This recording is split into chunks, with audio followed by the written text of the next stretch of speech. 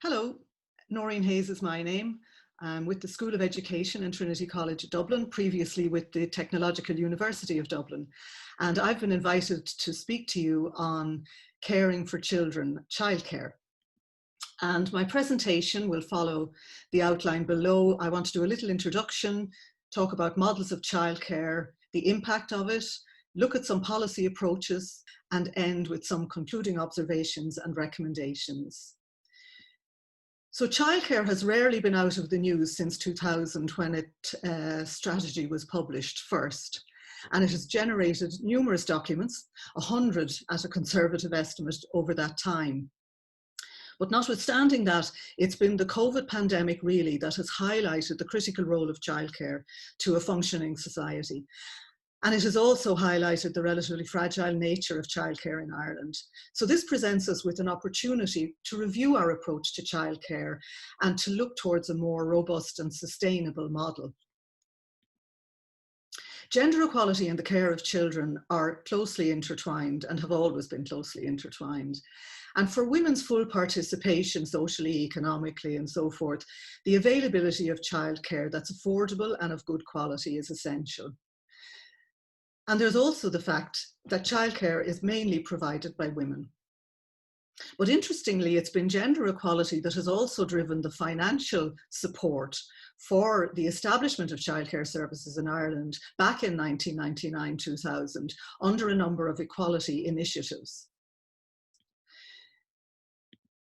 Defining childcare can be done in a number of ways. So I want to start by separating unpaid childcare, which is in the home or through a network of family supports, grandparents and so forth, from paid childcare in settings where parents buy the service, if you like. And this will be the main focus of my presentation to you today. Paid childcare is made up of two distinct elements reflecting two different focuses. And this is not something that's generally discussed when we talk about childcare, but it is a really important point. The two elements are early childcare, which is referred to as early childhood education and care. And those are the services that provide for the care and education of our youngest children from birth to 6. And then the second element of childcare is school-age childcare, and that provides leisure and sport opportunities, homework and project facilities to children after school between the ages of 6 and 11 to 12. Children are learning all the time, and I want to talk about the early learning environments that children live in and where they carry from one to the other. The home learning environment, which is the immediate and extended family, the early childhood education and care settings such as childminders, creches, nurseries, preschools, and then there's also primary school classrooms, the junior and senior infants for the 4 and 5-year-old children.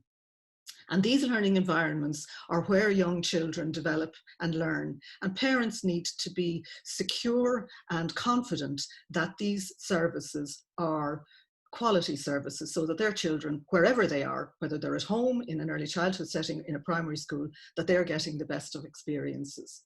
We know that high quality early childhood education and care is beneficial for social and educational development for all children. And we also know that it is particularly beneficial for children coming from disadvantaged backgrounds. Furthermore, research tells us that poor quality early childhood, that's fragile services, unsustainable services, stressed services, have limited benefits and may produce negative effects. And it's important in this context to point out that those directly impacted by childcare most are the staff and the children in those services on a day-to-day basis. So childcare is really important to young children. Features of high quality include staff who are well trained, positive and warm adult-child interactions, safe and interesting learning environments, challenging experiences, good links between homes and settings. But it also depends on services that are sustainable, that are stable and secure, and it depends on services and a context where staff are valued in terms of pay and conditions of service, for instance. In Ireland, the policy approach to early childhood education and care has been driven by three what we call policy drivers. The first is this issue of equality in the workforce. That was a really strong driver in the early stages of developing the childcare system, and it actually underpins the childcare strategy in Ireland. Combating disadvantage is another driver which led to investment in the area, and it led to specific schemes such as Early Start in primary schools in certain areas, and the ABCs, or area-based childhood initiatives, which happen in some disadvantaged communities. And then more recently still, a kind of school readiness policy driver came into play, the idea of early education preparing children for primary school. And that led to the development of the free preschool year scheme, which offers 3 hours a day, 5 days a week, 38 weeks of the year to all children over 2 years and 8 months. And there's a very high uptake on that service in Ireland, although it doesn't really serve the needs of parents in full-time employment and only partially serves the needs of parents in part-time employment. The current strategies are led out by 2 main departments: the new Department of Children, Equality, Diversity, Inclusion and Youth, and the Department of Education and Skills. And in 2018, the then Department of Children and Youth Affairs published First 5, which was a strategy for babies, children and families. Although childcare is referenced frequently in First 5 document, disappointingly, there is no explicit strategy for the early childhood education and care, or for childcare as a sort of system. In terms of investment in early childhood services, comparatively speaking, we invest relatively little. Looking at it from a GDP perspective, we invest 0.37% GDP, and that includes investment that goes into the junior and infant and senior infant classes of the primary school. It's less if you remove that, it goes down to 0.2% of GDP. And you can see we're comparatively quite below the EU OECD average, and certainly below the Nordic countries, who stand out as countries offering secure, stable, high quality childcare services. It's very visible in this graph here. We're right down on the bottom of the table there. And I'd like to take this opportunity to thank colleagues in the Oireachtas Library and Research Services for this graph and for the next graph, which I think clearly illustrate how Ireland stands. Our funding model is supported by a national childcare subsidy recently brought in, and that has the intention of bringing these various schemes I mentioned and many others all together under one kind of system. And there is currently a working group reviewing childcare funding models. They were established before COVID-19, so I'm not certain whether they will be considering alternative models, and certainly their terms of reference didn't include that option.